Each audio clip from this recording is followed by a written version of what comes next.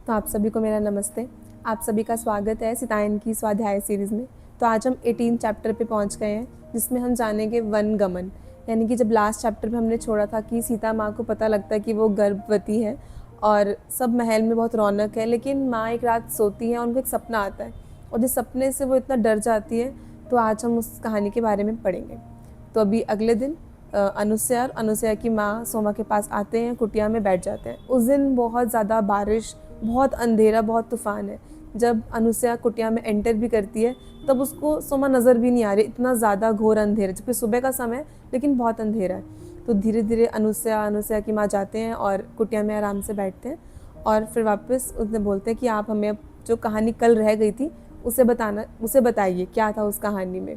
तो सोमा बोलना शुरू करती है कि माँ बहुत खुश है कि वो गर्भावस्था में है। उनको पता लग जाता है कि उनको 2 संतान होने वाली है, क्योंकि वो 2 धड़कनों को महसूस कर पा रही है।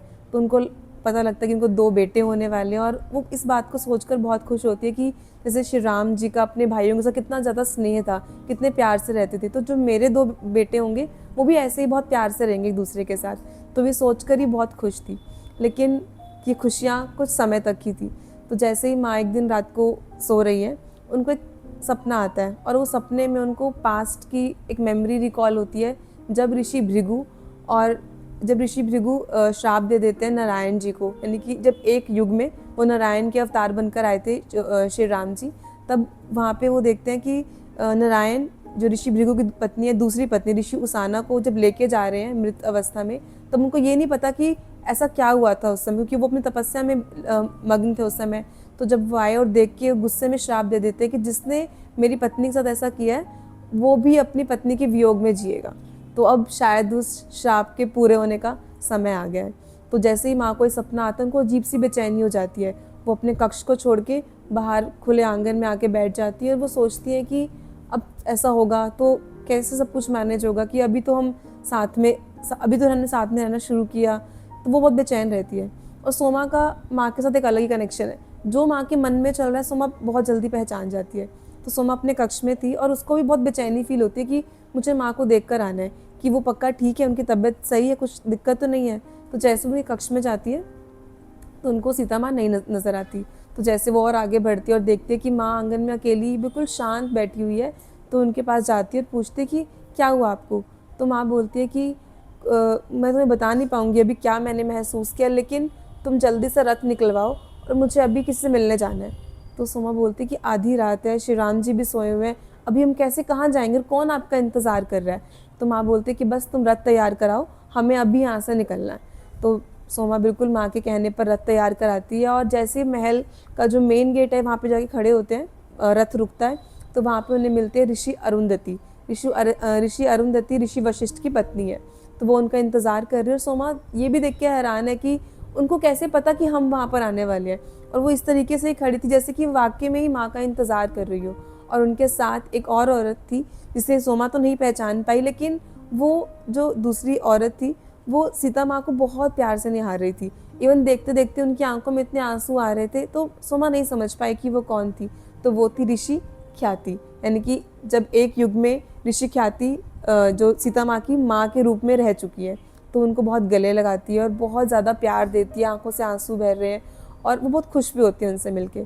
तो जैसे ही वो मिलते हैं और तो जो सीता माँ है वो उन्हें बोलते हैं ऋषि अरुंधति को कि क्या ये समय बहुत जल्दी नहीं आ गया, कि ये सब इतना जल्दी क्यों हो रहा है। तो ऋषि अरुंधति बोलती है कि सब कुछ पहले से ही तय था, क्योंकि आप लोगों ने खुद ही मानव शरीर को धारण करने से पहले सब कुछ देख लिया था और खुद हर एक कार्य के लिए स्वीकृति दी थी कि हाँ मैं इस कार्य के लिए तैयार हूँ, या जो भी मेरे ऊपर श्राप है या कर्म है उसको मुझे खोलने के लिए मैं तैयार हूँ, तो ऐसा होगा मेरे साथ। तो अभी सितारों का बिल्कुल सही समय है, तो जो समय नियोजित था वो आ चुका है, तो अभी सब कुछ होगा। तो ये सब बात चल रही है और तभी ऋषि ख्याति बोलती है कि सीता तुम याद करो, अभी तुमने कुछ दिन पहले कुछ बोला था कि तुम भी चाहती हो कि मेरे बच्चों की परवरिश भी वैसे ही हो जैसे मेरी हुई थी, और अगर तुम्हें परवरिश अपने बच्चों की वैसे ही करनी है खुले आसमान में, वनों में, जानवरों के बीच, तो वो इस 4 दीवारी में तो नहीं हो सकती, तो तुम्हें उसके लिए भी वनों में तो जाना ही होगा। तो सोमा सोचती है, माँ भी सोचती कि बात तो मैंने अपने मन में दोहराई थी कि ऐसी मेरी इच्छा है, तो ऋषि ख्याति को कैसे पता लग गई बात, तो उनसे भी कुछ छुपा नहीं है। तो माँ बोलती है पर मैं अभी तैयार नहीं हूँ इस चीज़ के लिए कि अभी हम बहुत लंबे समय के बाद दूर रहे हैं और अभी हम साथ में आए हैं, हमने अयोध्या में अभी तो प्रवेश किया है और तुरंत हम वापस अलग हो जाएं कि मैं वापस वनों में चली जाऊं, तो मैं अभी तैयार नहीं हूँ इस चीज़ के लिए। तो वो उन्हें बताती है कि समझाया जाता है कि जैसे ऋषि ख्याति ने और ऋषि अरुंधति ने भी बहुत त्याग किया है।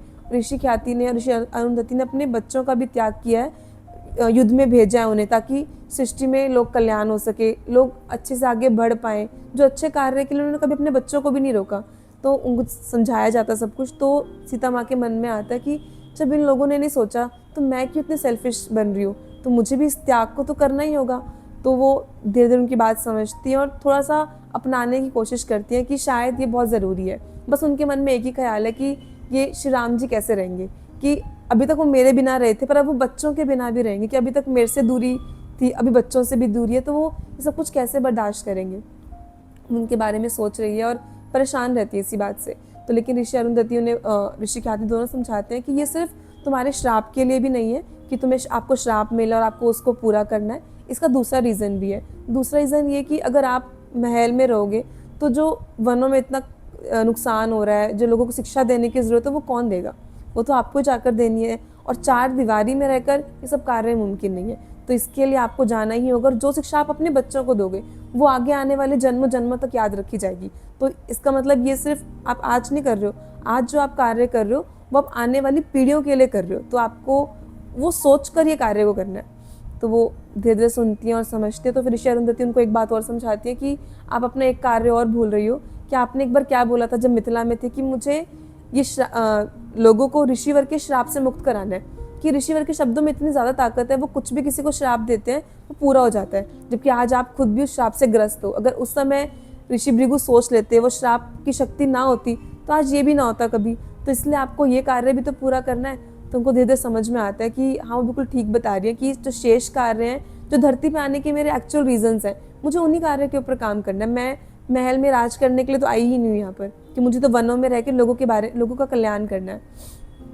तो वो बोलते कि हाँ ठीक है, आप बिल्कुल सही समझा रहे हो। तो उन्हें बताया जाता है कि आपको वनों में रह के कार्य करना है और श्री राम जी को अयोध्या में रह के कार्य करना है। उनको वो न्यायाधीश की तरह लोगों को न्याय के बारे में समझाना है कि न्याय एक्चुअल में है क्या, कि हमें खुद इतना सक्षम बनना है कि मेरी लाइफ के, यानी कि आप अपनी लाइफ के डिसीजंस आप खुद ले सको, ना कि कोई ऋषिवर आए और गुस्से में आपको कुछ भी श्राप दे दे। क्योंकि ऋषि अरुंधति बताते हैं कि ऋषिवर किस तरीके से अपने इन श्राप का गलत इस्तेमाल भी करते हैं। कभी कभार वो पार्शियलिटी कर देते हैं कि जिसको वो उनका कोई शिक्षक है और उसको वो ऐसा श्राप ना दे के बचा लेते हैं, और किसी को ऐसा गलत श्राप दे देते हैं इसका पूरी ज़िंदगी उसे भुगतान करना पड़ता है। तो माँ धीरे धीरे बातें समझ रही है। तो लास्ट में उनका बस एक ही क्वेश्चन होता है कि मैं सब कुछ बर्दाश्त कर सकती हूँ, पर मैं ये बात श्री राम जी को खुद कैसे बताऊँगी, मेरे अंदर इतनी हिम्मत नहीं है कि मैं उनको जाकर भी सब बता पाऊँ। तो ऋषि अरुंधति बोलते कि आपको बताने की ज़रूरत नहीं है, ऋषि वशिष्ठ जो उनके पति हैं कि वो स्वयं जाएंगे और श्री राम जी को अपना बताएंगे। आप बस ये ध्यान रखो कि आपको अपना कार्य पूरा करना है, कि आपको अपने इमोशंस को बीच में नहीं लेकर आना है। तो ऐसा ही होता है कि ऋषि वशिष्ठ इतना माँ वन में है ऋषि अरुंधति और ऋषि ख्याति के साथ, और ऋषि वशिष्ठ वहाँ पे जाते हैं श्री राम जी के पास, उन्हें सब बताते हैं कि अब आपके अलग होने का वो समय आ चुका है कि जब माँ वन में रहेंगी और आप यहाँ पे रह के लोगों की सेवा करोगे। तो वो उस बात को समझ रहे हैं, स्वीकार भी कर रहे हैं। और तभी फिर वापस उनको समझाया जाता है, क्योंकि माँ के मन में बहुत हलचल है, उनके मन में सिर्फ एक ही क्वेश्चन दौड़ रहा है कि श्री राम जी को क्यों भुगतना पड़ रहा है इतना सब कुछ, कि मैं तो यहाँ पे रहूँगी, मैं तो बच्चों के साथ रहूँगी, पर वो तो बच्चों के भी साथ नहीं रहेंगे। तो बार बार उनको ये समझाया जाता है कि वन की जिस तरह की हालत है, इतनी जो बेकदरी हो गई है, लोग जला रहे हैं, नदियाँ सूख रही हैं, उन सबको प्यार की ज़रूरत है। और आप तो खुद प्यार की देवी हो, खुद धरती माँ ही हो, तो आपको तो ज़्यादा पता है इन चीज़ों के बारे में, तो आप ऐसे भावनाओं में नहीं बह सकते। आपको लोगों के बारे में सोचना है, क्योंकि आपका जो पर्पस है वो लोक कल्याण है, आपका पर्पस कुछ और नहीं है।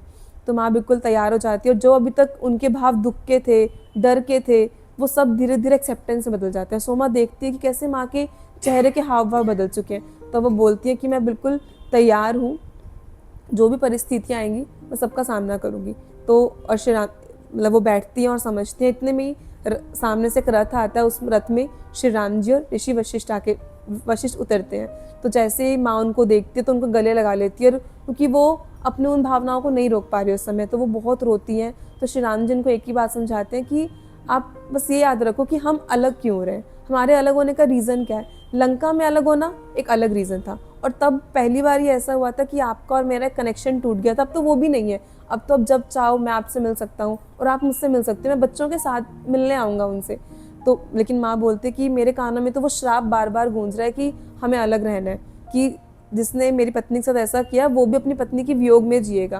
तो फिर वो उन्हें बताते हैं श्री राम जी की आप भूल गई हो ऋषि ख्याति, जो आपकी माँ भी रह चुकी है उस समय पे, तो उन्होंने उस श्राप के असर को कम कर दिया था कि आप अलग रहेंगे, लेकिन आपको वो उस तरीके का अलगाव लगाने की कोई ज़रूरत नहीं है कि जहाँ पे आप मिल नहीं सकते या फिर देख नहीं सकते।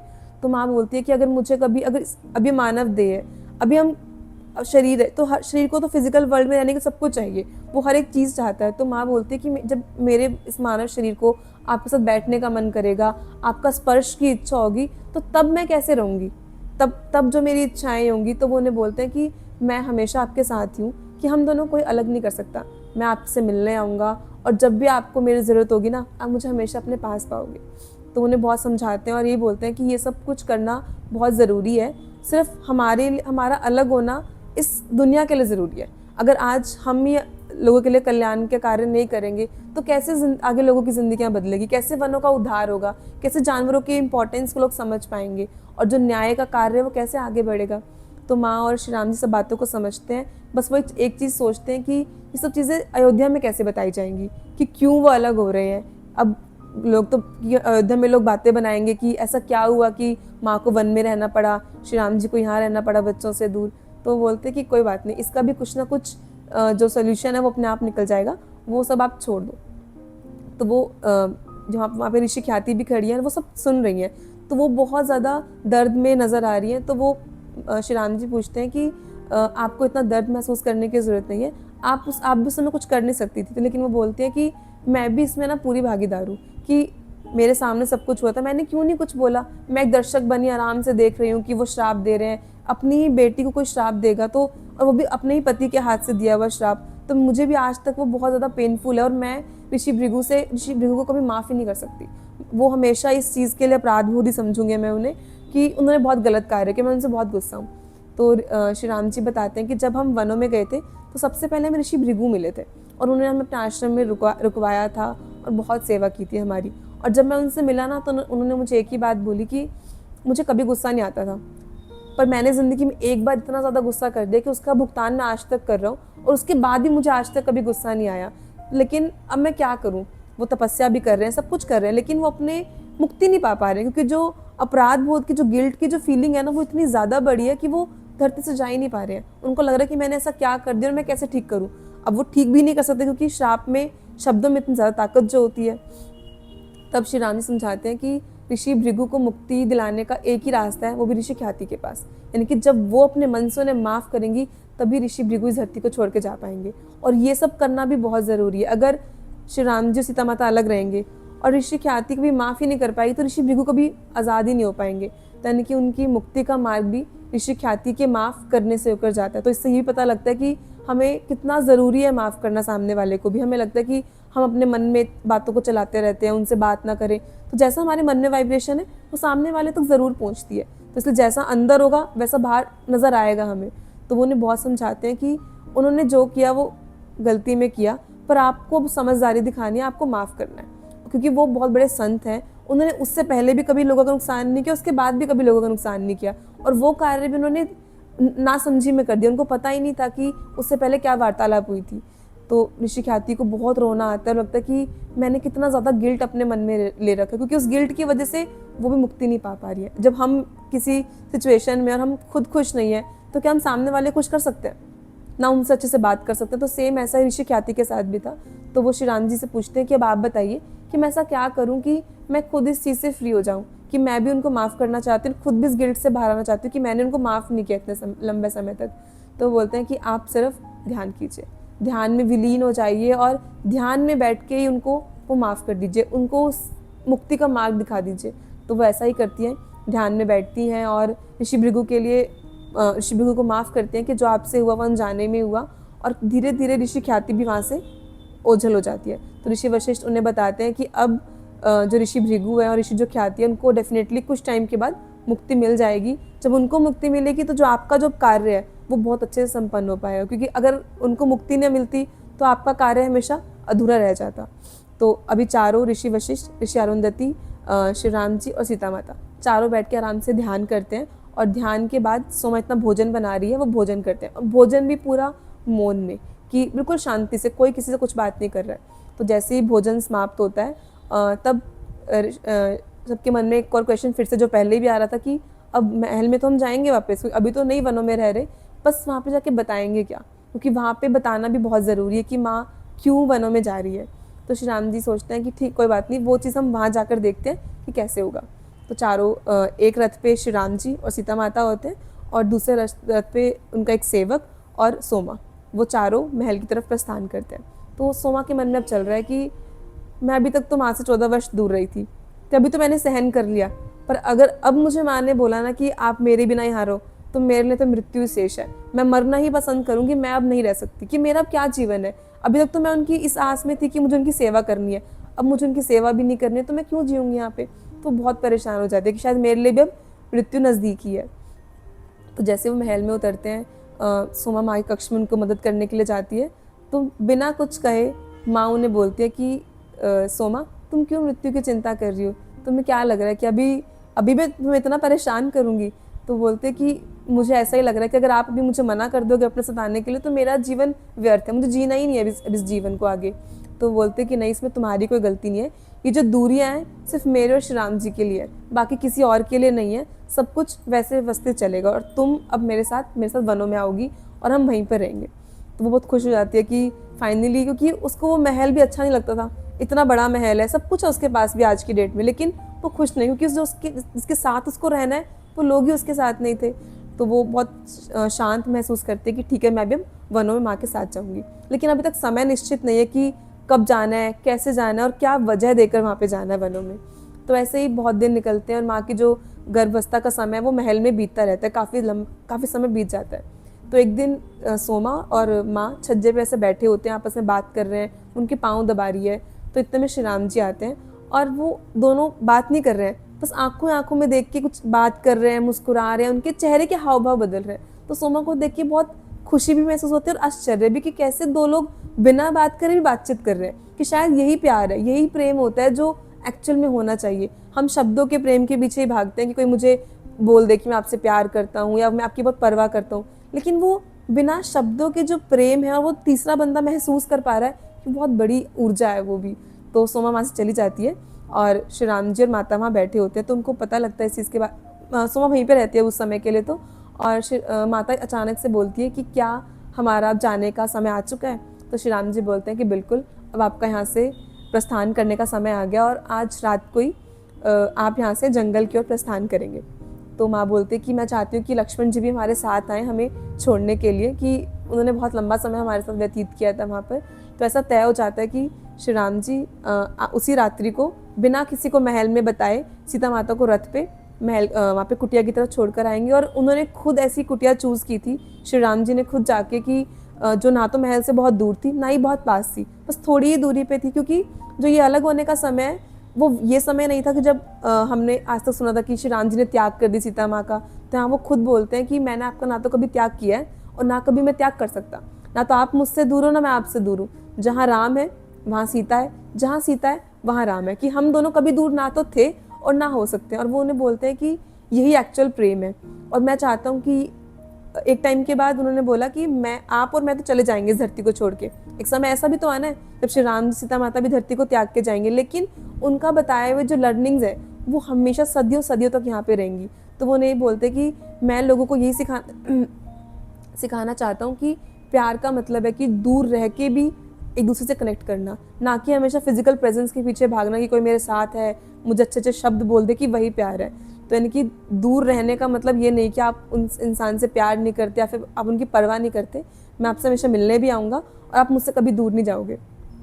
तो ऐसा तय हो जाता है। सोमा जाती है, अपनी तैयारियाँ करती है और वो रथ पे बैठते हैं और माँ को उस तरफ बिठाते हैं रथ पे, और वो तीनों रथ पे बैठ के जाना शुरू करते हैं। और इस तरीके से सीता माँ के साथ साथ सोमा का भी एक अध्याय खत्म होता है, दूसरा अध्याय स्टार्ट होता है। तो जो आगे की जर्नी है वो उनकी वनों में रहेगी, कि वनों में क्या जीवन रहता है, कब उनके बच्चे होते हैं, क्या उनकी अवस्था रहती है, तो उसके बारे में हम कल जानेंगे। तो thank you so much for listening. और जो भी आपकी लर्निंग्स रहती है वो कमेंट सेक्शन में ज़रूर बताइए, और कोशिश कीजिए कि आप उनको फॉलो कर सके। तो thank you so much and do share our channel. Thank you.